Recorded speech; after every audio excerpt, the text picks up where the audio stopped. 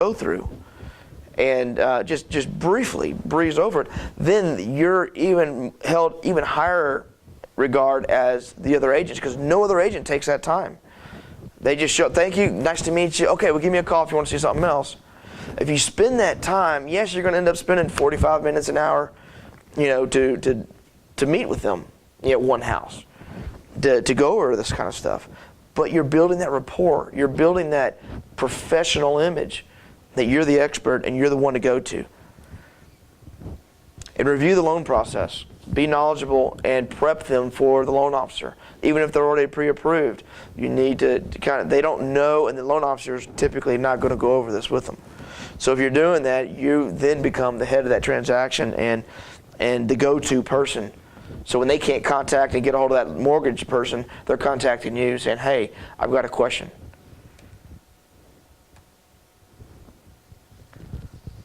That's pretty much what is outside the box kind of thing. Most real estate agents are always trained to focus in one area. And I certainly recommend doing that as well. But it takes time to develop that. And my belief is most agents starve themselves and struggle. Every agent struggles. But you can actually offset those trenches by doing some of these strategies outside the box. If you just go to those areas where it's just fish everywhere, and there's nobody dominating those areas, and there's no professional image, and that's the vast majority of Houston, and that's why I believe that a lot of realtors have that negative, a lot of buyers have that negative, notation when they hear the word realtor. They're intimidated, by the way. A lot of these buyers in these lower ranges are intimidated. As a matter of fact, I would check with Buddy, but consider doing this. Handwritten signs, as long as you have all the proper, guidelines on there. A handwritten sign affects the psychology differently than a nice typed, Remax, everything professional sign. And you will get more calls on a handwritten sign. But now you'll get a lot more junk leads. But if you know how to filter those leads efficiently, it's a numbers game. It's like a lottery, that you know the odds of.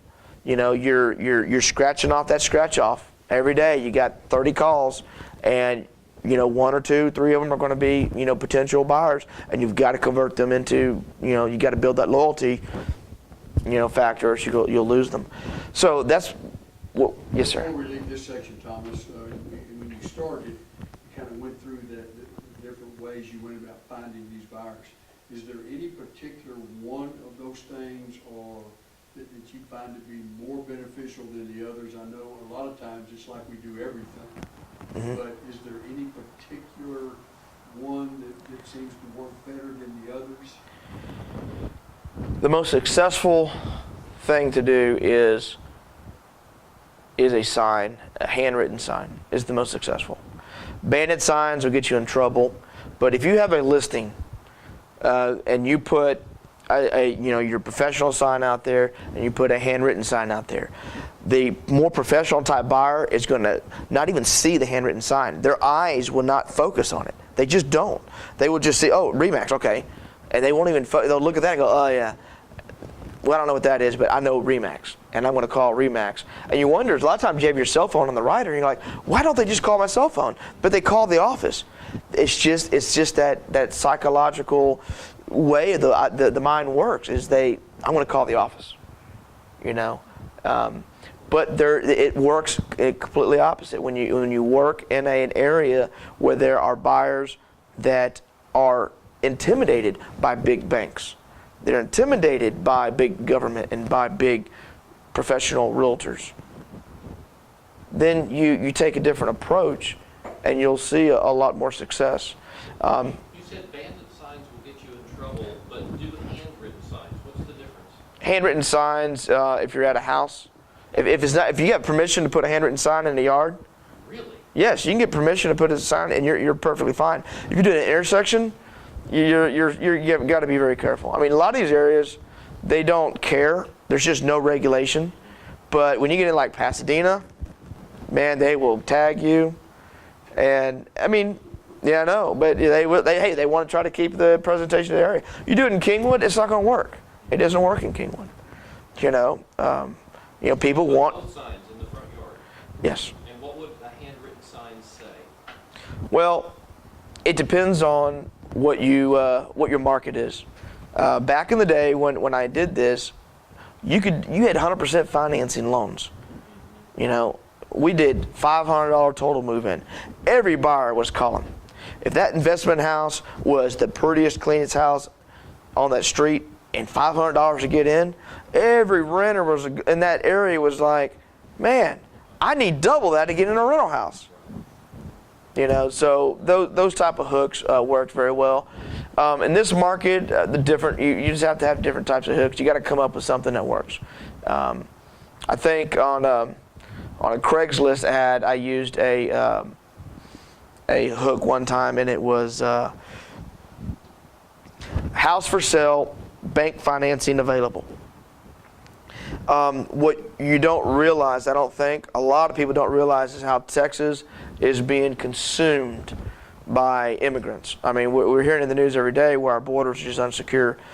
I see it every day in the inner cities of Houston. I mean, and on my phone. I mean, nowadays, when a lot of times when I get a call transferred to me, they're asking me first, do I speak Spanish? I'm like, wait a second, I'm in America. What's going on? But that's just you've got to understand the concept of buyers down in Mexico. There is no banking system.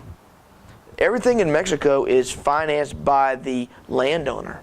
So when they see any type of advertisement that catches their eye, they're going to call and think, oh, owner financing, no matter what it says. If it's in handwritten and it says bank financing, 700 credit scores only, they're calling it because it's handwritten. Okay? It's just a different, and it's not handwritten actually, it's printed, but it's printed to look handwritten. That's how those signs are. So, but the hook varies. It depends on the type of market you're in, the type of person you're looking for. Okay, so now some of the things that I actually do today, like I said, I am transitioning. That's why I came to Kingwood. I've always loved this area. You've heard my background, how I grew up out here, and I've lived over at Houston, and I can say without a doubt, this is one of the best places to live, to raise a family, and to build your brand. So I wholeheartedly believe in building your brand here in Kingwood, and becoming, maybe close to Jones' status one day. I think when Jones started in this business, I was in second grade. Okay, so I've got a ways to go, and I think I can get there. And I'm not in any real rush. I mean, family, like I said, you have to have that balance. There's a lot of things that I talk about here today I'm just not doing. I don't have the time. I don't want to do, but I know those things work. And that's what made me very successful years ago. The success that I experience today, I get a lot of business sent to me, a lot of calls sent to me from investors. I get a lot of just referrals. So, I mean, every listing I've got right now is all referral, so doing this for 10 years, that's kind of what starts to happen. But the problem is my referrals are all over town, and I don't want that. So I'm not going to talk today about what do I do about keeping in touch with my past clients. I don't keep in touch with a lot of them. Unless they call me, then I'll talk to them because they're sending me business, But I want to stay in touch with those clients and buyers that I have in Kingwood and sellers that I have in Kingwood. So the listing conversion is a little bit different speed, and I'm not a big top listing agent. I'm a big buyer's agent. I've always been. In Kingwood, there's value there, but there's that long-term value is becoming that listing agent, and that's what everybody tries to learn, and that's what everybody teaches. So I thought that the best value that I could bring today is not teach the same old thing, is to kind of show you outside the box strategies. Whether people agree that they're appropriate or not, that's what happened. That's it. That's how it is. But listing conversion systems, there's some similar qualities, but of course in Kingwood, I mean, and you're going to hear a lot of these things, that a lot of agents talk about. But what I'm doing today is I'm being involved in the community. And I think that brings the credibility when you deal with these. And I say high-end buyers. Man, high-end to me is $200,000 and up. I mean, I know, I got a $500,000 listing now. That's way up there. But when you're used to selling $150,000 houses and below, you're happy with the $200,000 deal. When you've been able to make your life and your budget off of a high volume. Imagine having that high volume at $200,000-$300,000 like Joan. I think Joan right now is at 35 houses this year. I'm following right behind her at 25, and a lot of the houses I end up selling never even make it to the market. I sell it before the investor even lists the property. So, but when I'm at that listing mode, the strategy changes entirely, and you've got to know what you're doing. The standard is just higher when you're focused in Kingwood, and you just have to be that person, that face, that name out there, and you've got to know your stuff. You've got to know your community. I grew up in Kingwood, delivered pizzas all over Kingwood, and it took a couple years in high school and 8 years of college. That's 10 years of delivering pizzas in Kingwood. I know the streets and the houses and the front doors and the foyers and pretty well. I know the houses I get rained on that don't have the front porches. So. But like with everything, no matter if it's high end or low end, there's a lot of qualities that you have to, it applies to everything. Great customer service. That's how you maintain those good reviews. Is being there for them. I mean, it is a full commitment, and it's a struggle to say, look, I've got to outperform everybody out there, but I've also got to take care of my family. There's just a careful line that you're always walking, especially if you have a family. I always say that if I didn't have a family, the money's unlimited. It's just there, But is it worth it? And it's just not. You got to know what your value is. Now, when my kids are all in college and all that, man, the chains are off. It's different.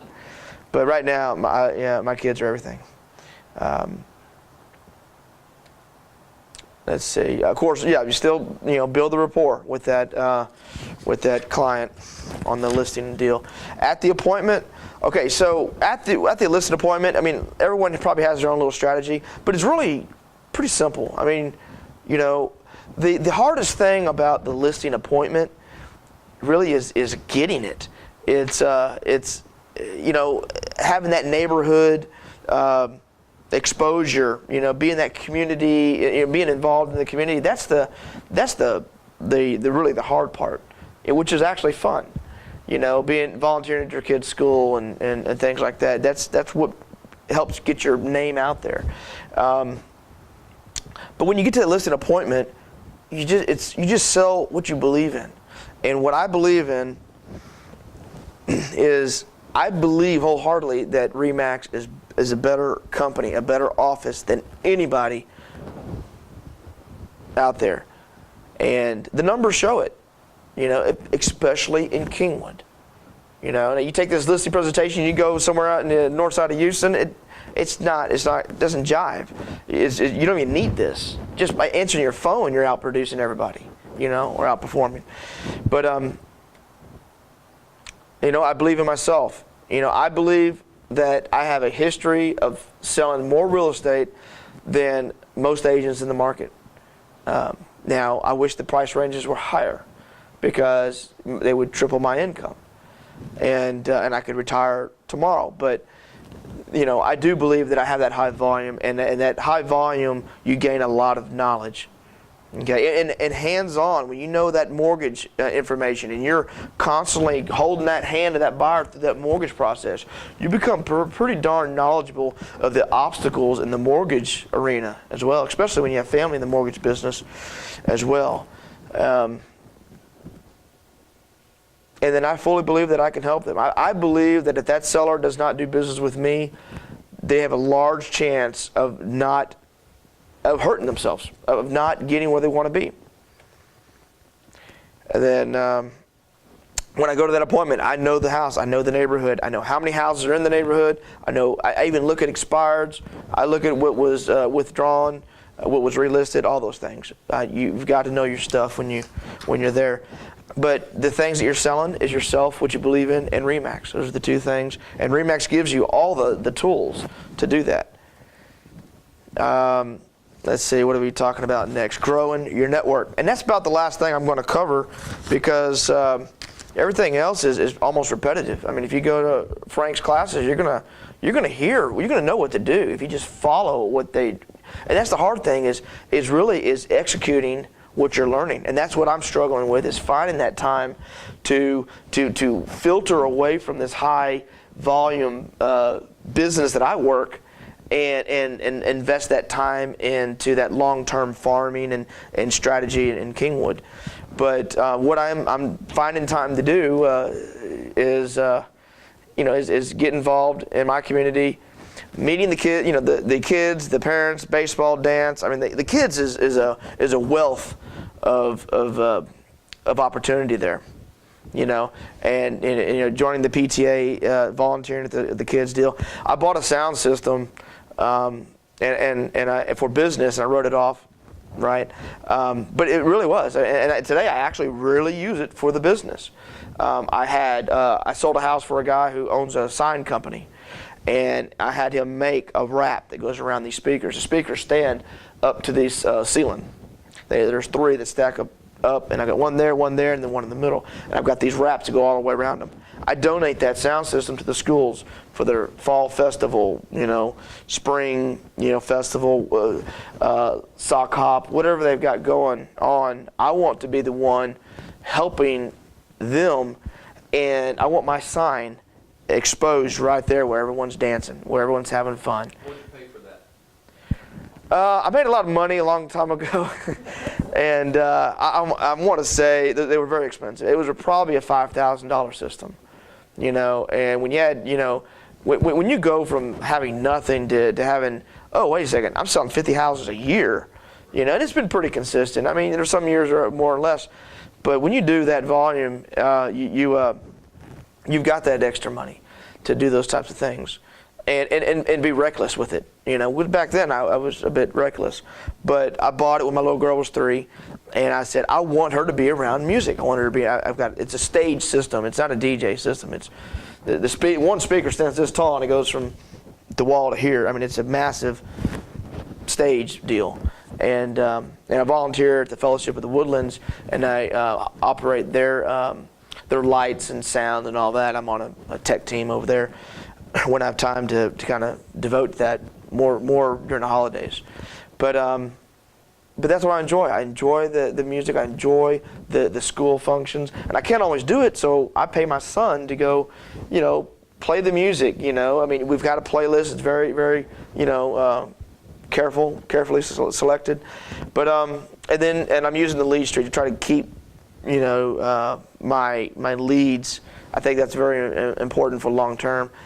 Farming areas, I'm not very consistent at it yet. I just don't have the time to dedicate, and that's one of the things that I think we all struggle with. But as Joan said, you've got to develop that consistency. So it's extremely valuable to build your name. And then in the newsletters, I remember something she said the other day, and that was bring valuable information to those newsletters, not cooking recipes or whatever she said, and I totally agree with those things. Do business with small business. I used to buy a lot of signs from this sign company. I get my speakers wrapped, my car I had it wrapped at one point from this sign company. And this guy lived in Sand Creek. He knew Joan. He knew all the big top producers. He didn't want to do business with them. He knew me from the rapport that I built and from the fact that I'm the only one doing business with him, no one else. And then, so doing business with small business will also help you get that business. And it was good. So that's basically it. I think I put some pictures on here to kind of get involved in the community. And then I wanted to kind of show some couple of pictures to make it a little bit nicer. I think my computer's kind of slow. So yeah, I got volunteer of the week at Bear Branch Elementary, for doing things over there, and then baseball, that's a really gold mine. This is the sound system, some of the speakers. That's at Foster Elementary. They're doing it, and the kids, they set up a stage, they dance, they love it, and my name's out there. And I just put Thomas L. Saunders values your business, and then it has on the sides, my picture, my name, and those types of things. And then of course this is my crazy family, and this is one of the things I wanted to start to use. I was wanting to come up with like a hook, and it's just fun stuff, but just stuff to put on some of the toys that I have, the bikes, the big four-wheel bikes that you ride around the green belts with, and the kids and the families at the swim team, and they see these bikes and they're like, wow, and they see this, top producer dad, crazy family man or something, and you have this crazy, family picture. So you can use your family to also connect. I mean, I'm just begging my wife to please help me on this marketing, because when I would go to a restaurant, no one recognizes me. They recognize my wife. They go, Mrs. Saunders, and she has a waiting list to get into her class. I mean, the principal says, no, only these many kids can get there, because she's built just an amazing name for the Saunders family by devoting her life to her kids. But that's what it is. It's just hard work, and I hope some of that's valuable. Maybe you can take some of those ideas and kind of carve it into your own use. But those strategies work. They've done very well for me over the years, and I went from nothing, zero, knowing nothing, to a lot of transactions, and it just grew from there.